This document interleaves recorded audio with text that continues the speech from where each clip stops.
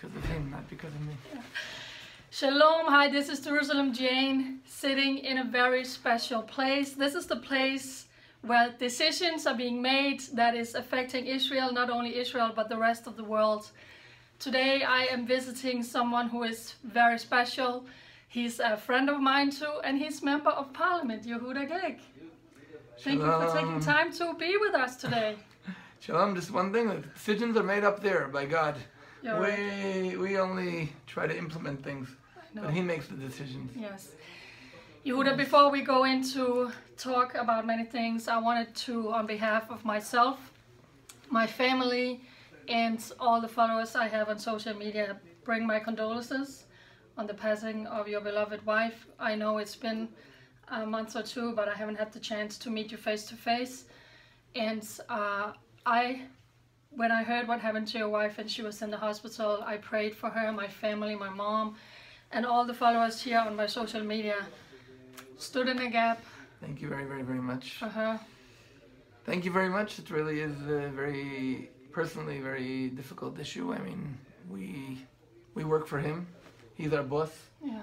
And it's a painful decision that he took.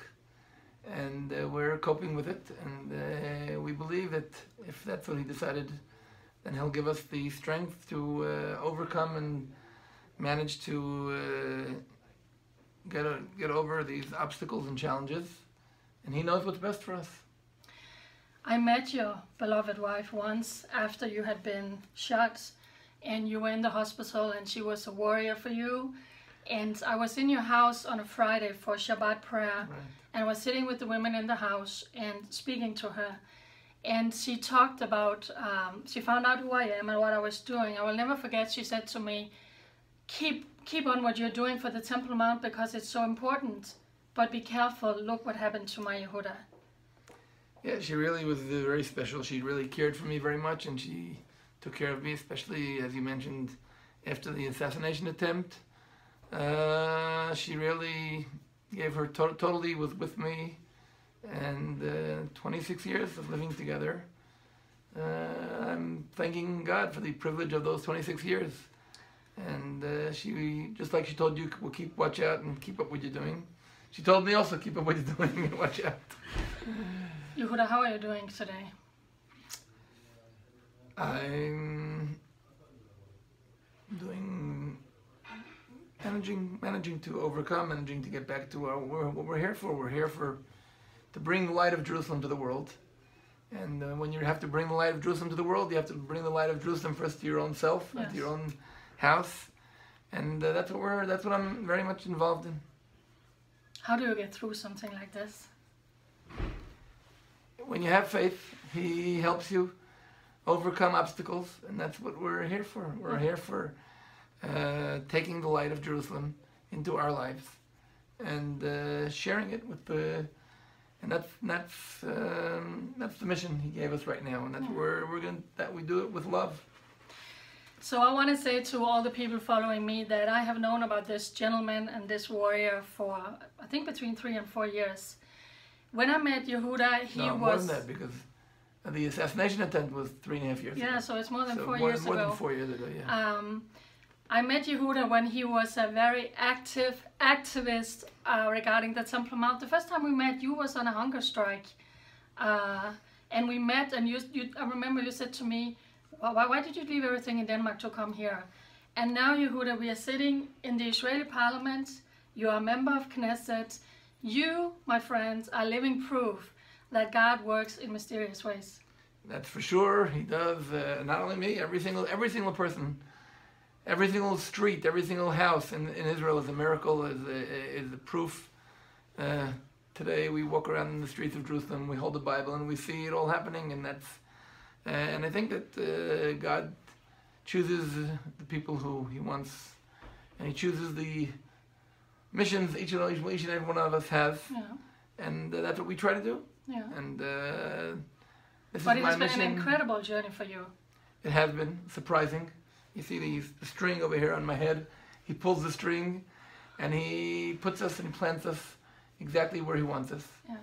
And that's our job here. Our job is to share the light of Jerusalem, light of the people of Israel, to the entire world.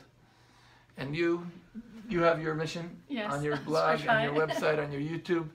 That's your mission, and God, and it's a privilege to be part of this godly, prophetic, biblical era and prophetic phenomena.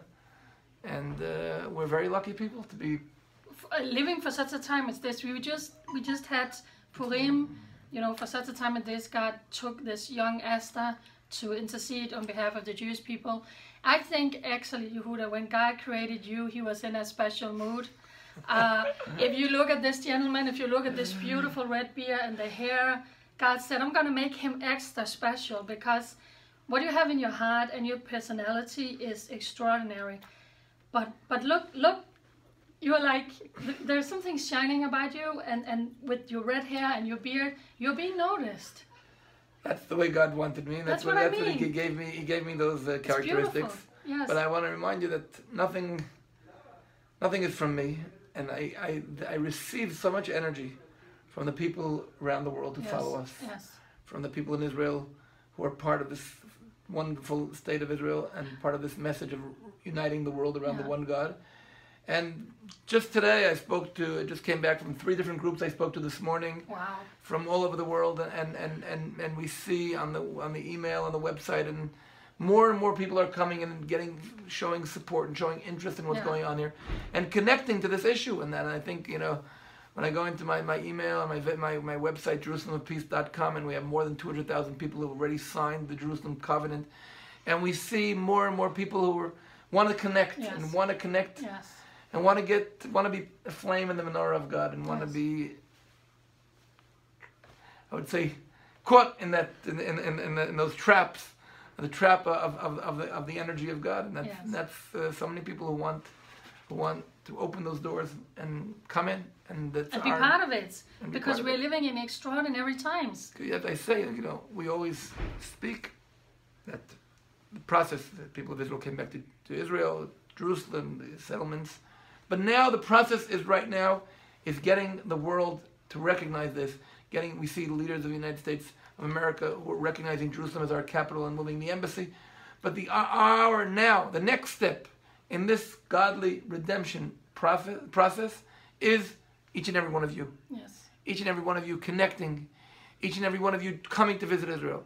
We're now starting a new project very soon to encourage people to come to the Jerusalem Marathon and run for something that you believe in. Yes. Somebody will run for Holocaust survivors, for people who are in psychiatric hospitals, for disabled, for Jewish settlements, for sports club, whatever you want. Come to Israel. Come to Jerusalem. Sign the Jerusalem Covenant. Be part of what we're doing here. Be part of this great phenomena. And that, I think, is the point, because we're not just sitting here in my office and the 2 of us. We're sitting here in my office and the 2 of us and the hundreds of thousands of people who are watching what we're doing. Yes. And every one of you can be part of this great thing and become a menorah, a flame in the menorah of God. What does it mean that Donald Trump is recognizing Jerusalem after all these years and the rest of the world is still actually criticizing for doing it? Everything you do at the beginning, the world criticizes. Yes. But it means you're doing something right. No, not always true. I know. Sometimes people criticize you and they're right. Yeah. But when we see the process, it's going in the right way. And it can be Trump, it can be somebody else. It's the idea. The idea that the world is beginning to recognize. The inclusiveness of God. That not the danger that we see in the world, that there are people killing people in the name of an exclusive God. Yes. But God who wants each and every one of us different. And God who wants each and every one of us unique. And who wants us all together, playing in that wonderful harmony of diversity, calling out in his one name. And from the city he chose to rest his divine presence. Yeah. Yehuda, when I made the appointment, I wrote on my Facebook, I'm going to be meeting Yehuda Glick. If you have any questions, leave them. Guess what issue or what topic everybody has a question about? And that's why we're sitting like we are, because look at this incredible photo that Yehuda has in his office. Photo of Sharon Gabay of Temple Mount, yes. It's people were asking about the Temple Mount, you know, and the incredible work that you have been doing. But look, you remember what it was to come to the Temple Mount 2 years ago, 3 years ago? That was horrific. Harassment. Yes. Incitement. Yes. Violence. Today, quiet. Today we see lines of people coming and pouring in peacefully, and the numbers are growing. we had this year, 2017, more than 30,000 Jews. I want to remind you, in 2009, we had less than 3,000. And when I began 25 years ago, we had in 1 year less than 100. Really? And now we have 30,000. And the numbers this year are going to close to 50,000. Yeah. The numbers are growing all the time. And there's so many people active. You know, when we began, we knew every one of the activists. Yes, because today there are so many of them. Yeah. And we see Christians who used to go only to the Western Wall coming onto the Temple Mount. Yeah. And we see Temple Mount is becoming a place of peace and quiet. And we outlawed all of those violent people there. And now it's user friendly. Yeah. And now you don't have an excuse. Come to Israel, come to Jerusalem, come to Temple Mount. When I speak, recharge your spiritual batteries. When I talk to groups and Christians, because they always run to the garden tomb and all of these things, and I said, listen, the most important place is the Temple Mount. Go to the Temple Mount. And people, I have spoken to folk, they have been afraid because of what has been taking place. But now it's changing. It's changing. It's changing. It's changing all the time, and we see more and more people are coming. And I want to tell you, all those films that you see of violence on Temple Mount are old news. Just like I mentioned before, Trump, 2 years ago, if somebody would have said the President of the United States is going to move the embassy to Jerusalem, people were laughing. Yeah. We heard it so many times. Now it's happening. 2 years ago, 3 years ago, any Jew who visited Temple Mount was immediately harassed, attacked, violent. It's not that anymore. All of those pictures that you see are old news. The world is changing much faster than what you expect.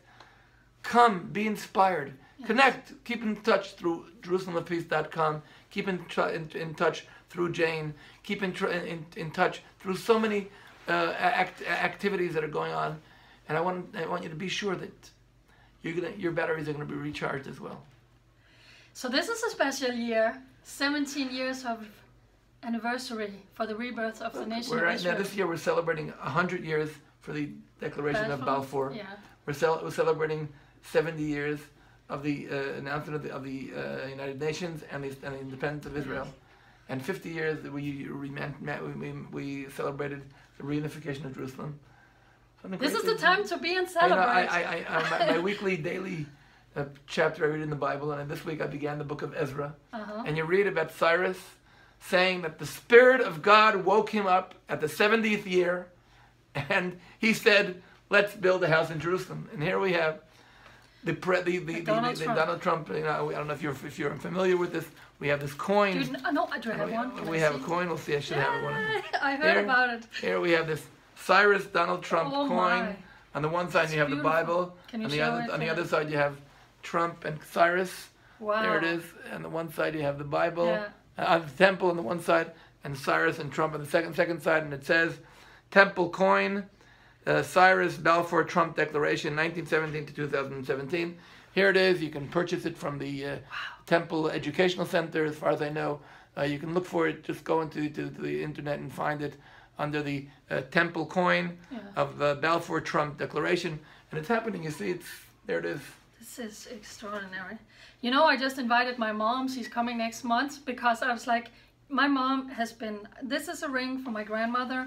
This is a bracelet from my mom because they have stood in the gap for Israel for so many years. It's in my blood.